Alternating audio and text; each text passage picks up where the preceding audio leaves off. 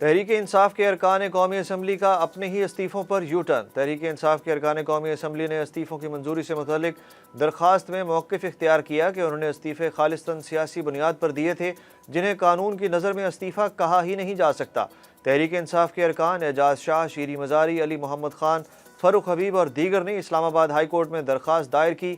درخواست میں کہا گیا کہ استعفوں کا مقصد نئی حکومت کو الیکشن کی تاریخ کے اعلان پر راضی کرنا تھا۔ ایسے استعفوں کو قانون کی نظر میں استعفیٰ نہیں مانا جا سکتا۔ عدالت عالیہ نے درخواست کو ابتدائی سماعت کے لیے منظور کر دیا۔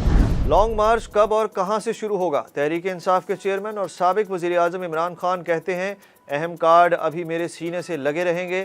عمران خان نے پارٹی رہنماؤں کو لانگ مارچ کے لیے ٹاسک دے دیے۔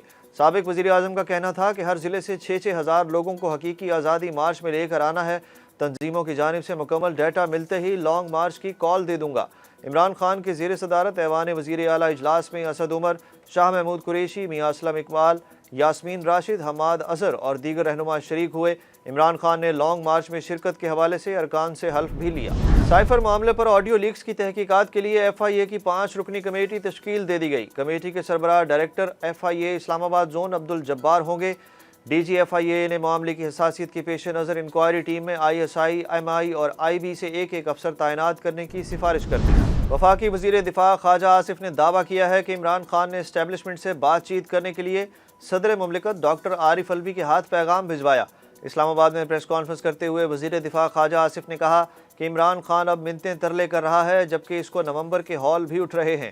نومبر کے خوف نے عمران خان کا دماغی توازن بگاڑ دیا ہے، لیکن نومبر آئین اور قانون کے مطابق گزر جائے گا۔ خواجہ آصف نے کہا کہ آرمی چیف کون ہوگا اس کا فیصلہ نہیں ہوا، مگر روایت کے مطابق 5 افراد کے نام جاتے ہیں، جن میں سے کسی کو بھی تعینات کیا جا سکتا ہے۔ Army chief general Qamar Javed Bajwa کا کہنا ہے کہ مسلح افواج خود کو سیاست سے دور کر چکی اور دور ہی رہنا چاہتی ہیں۔ پاک فوج کے سپہ سالار نے واشنگٹن میں پاکستانی سفارت خانے میں ظہرانے سے خطاب میں کہا کہ پہلے بھی وعدہ کر چکا ہوں، اپنی مدت مکمل ہونے کے بعد عہدہ چھوڑ دوں گا۔ Army chief general Qamar Javed Bajwa نے امریکی وزیر دفاع، قومی سلامتی کی مشیر اور نائب وزیر خارجہ سے ملاقاتیں کی۔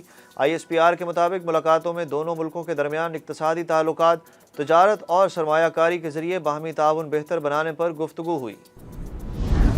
مسلم لیگ نون کی نائب صدر مریم نواز پاسپورٹ ملنے کے بعد لندن روانہ ہو گئیں۔ کہتی ہیں نواز شریف کا راستہ صاف، اب عدالت میں درخواست دیں گے۔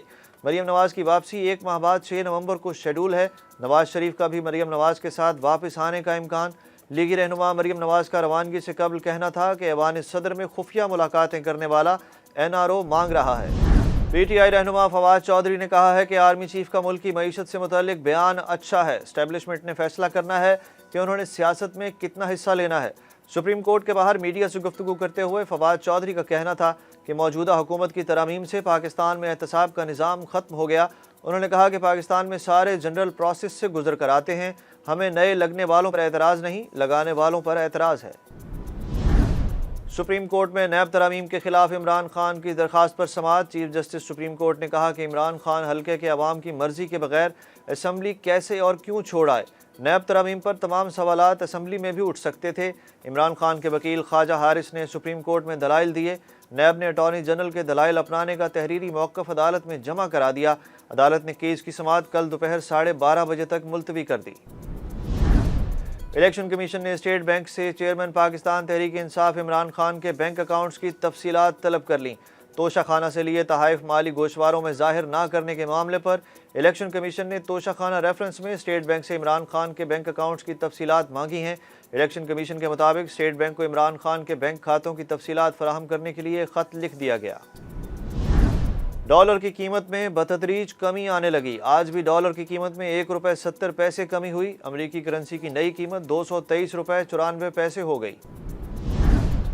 آئی سی C player of the month کے لیے نامزدگیوں کا اعلان۔ پاکستان کے وکٹ کیپر بیٹر محمد رضوان بھی پلیئر آف دی منتھ کے لیے نامزد۔ آسٹریلیا کے کیمرون گرین اور بھارت کے اکثر پٹیل بھی نامزدگیوں میں شامل، جبکہ آئی سی سی T20 رینکنگ میں قومی بیٹر محمد رضوان کی پہلی پوزیشن برقرار۔ پاکستان، نیوزی لینڈ اور بنگلہ دیش کے درمیان ہونے والی 6 فریقی T20 سیریز کی ٹرافی کی رونمائی کر دی گئی۔ کرائسٹ چرچ میں تینوں ٹیموں کے کپتانوں نے ٹرافی کے ہمراہ تصاویر بنوائیں۔ 6 فریقی سیریز 7 اکتوبر سے شروع ہوگی۔ پاکستان ٹیم پہلا میچ بنگلہ دیش کے خلاف کھیلے گی۔